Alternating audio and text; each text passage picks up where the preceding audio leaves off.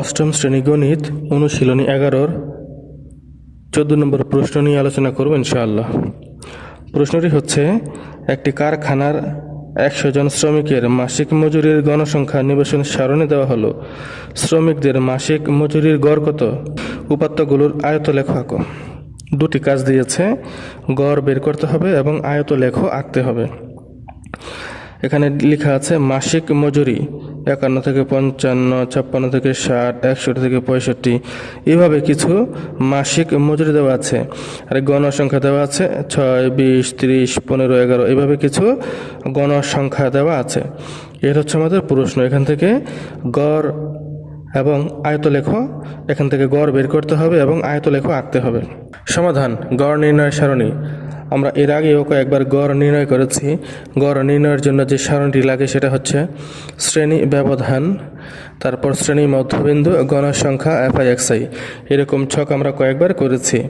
শ্রেণী ব্যবধান, এই শ্রেণী ব্যবধানের ঘরে যে সংখ্যাগুলো রয়েছে এই সংখ্যাগুলো পেয়েছি প্রশ্নের মাসিক মজুরির যে সংখ্যা রয়েছে, মাসিক মজুরি, ওই সংখ্যাগুলো হচ্ছে শ্রেণী ব্যবধানের, এই যে এখানে লেখা হয়েছে।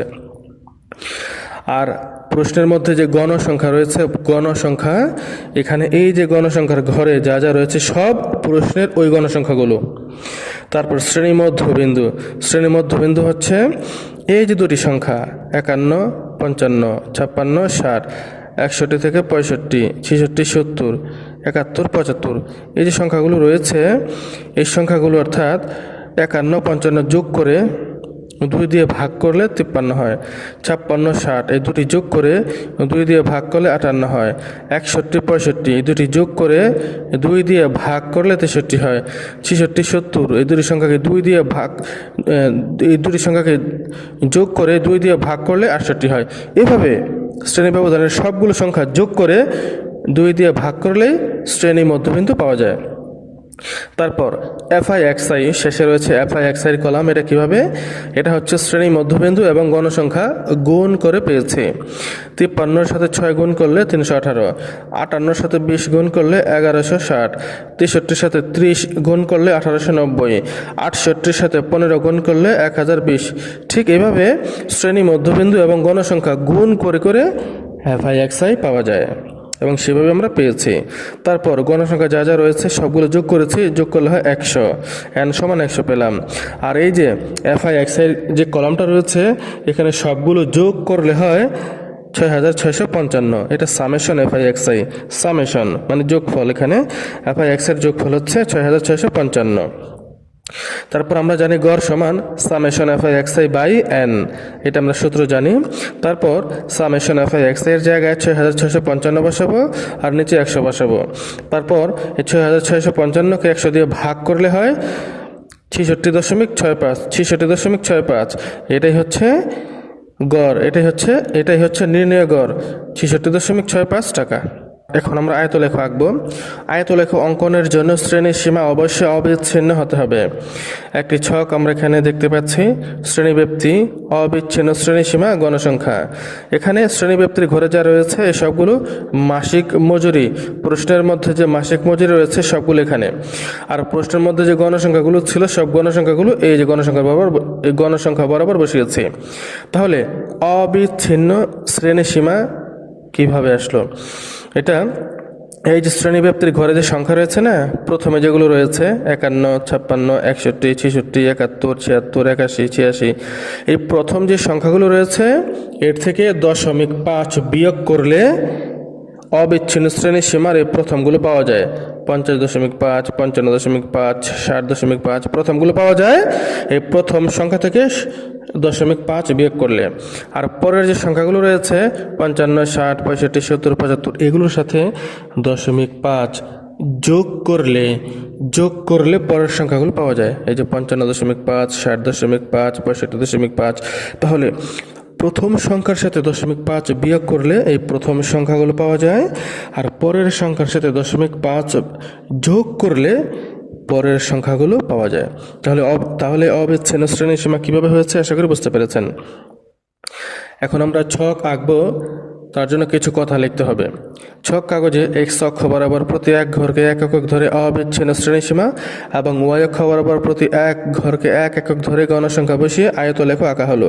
মূলবিন্দু ও থেকে 50.5 পর্যন্ত ভাঙা চিহ্ন দিয়ে আগের ঘরগুলো বিদ্যমান বোঝানো হয়েছে।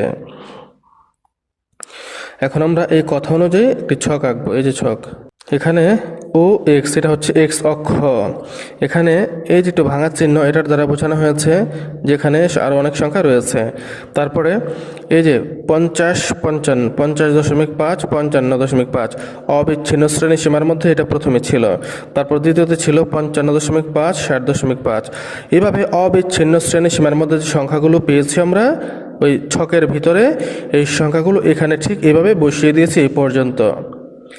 অবিচ্ছিন্ন শ্রেণীসীমার যে সংখ্যাগুলো রয়েছে না, সেগুলো এভাবে বসিয়ে দিয়েছি।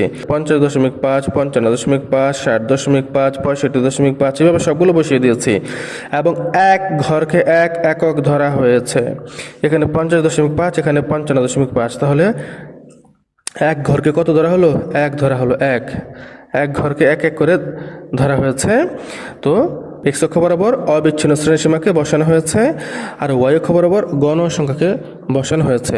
ওয়াই অক্ষ বরাবর এক ঘরকে একই ধরা হয়েছে, যেমন এই ও থেকে 5 পর্যন্ত এখানে 5 লিখেছি, তার মানে এক ঘরকে এক ধরা হয়েছে। এখানে 10 লিখেছি, এখানে 15 লিখেছি, এখানে 20, এখানে 25 এবং 30 লিখেছি। অর্থাৎ এক ঘরকে এক ধরে ধরে গণসংখ্যা এখানে লেখা হয়েছে। তারপর অবিচ্ছিন্ন শ্রেণীসীমায় আমরা দেখতে পাচ্ছি 50.5 এবং 55.5 এর গণসংখ্যা ছিল 6।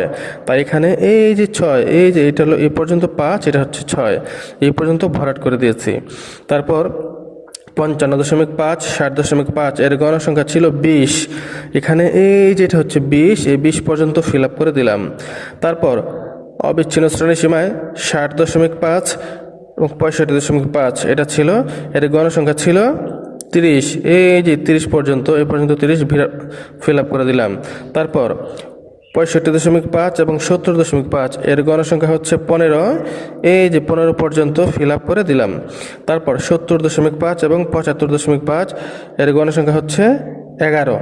এই যে পর্যন্ত 11 হয়, এই 10, 11, এই পর্যন্ত 10, এটা 11, এটা ফিল আপ করে দিলাম। তারপর 75.5 এবং 80.5 এর গণসংখ্যা হচ্ছে 7। এই যে 7 পর্যন্ত, এই 7 পর্যন্ত ফিল আপ করে দিলাম। তারপর 80.5 এবং 85.5 এর গণসংখ্যা হচ্ছে 6। এই যে পর্যন্ত 6 হয়, এটা 5, এটা 6, এই পর্যন্ত ফিল আপ করে দিলাম। তারপর 85.5 এবং 90.5 এর গণসংখ্যা কত হয়? এর গণসংখ্যা হচ্ছে 5। এই যে পর্যন্ত 5, এই পর্যন্ত 5, এই জন্য এই পর্যন্ত ফিল আপ করে দিলাম। এটাই হচ্ছে আমাদের ছক কাগজ।